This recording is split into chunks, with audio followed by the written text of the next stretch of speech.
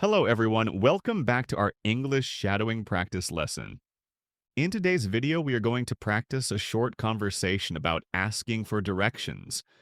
Sometimes when you travel or visit a new place, you might get lost. Don't worry.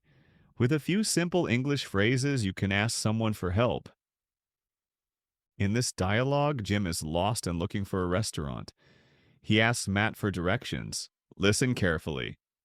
Then I'll ask you a few questions to check your understanding. Finally, we'll practice shadowing together. If you enjoy this lesson, please subscribe to my channel for more English practice. Are you ready? Let's get started.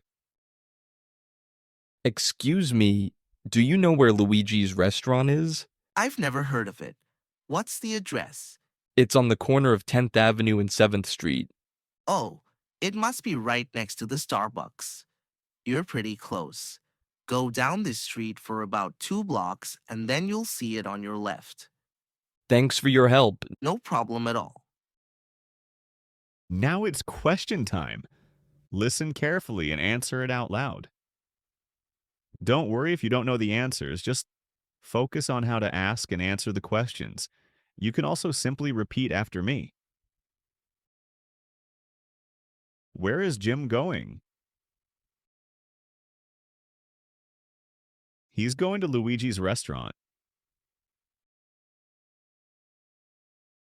What is the restaurant next to? The restaurant is next to a Starbucks. How far away is the restaurant? The restaurant is 2 blocks away. Did you get the answers? If not, don't worry. It's okay. Now, let's do our shadowing practice together. Just listen carefully and try to repeat the conversation after me. Excuse me, do you know where Luigi's restaurant is?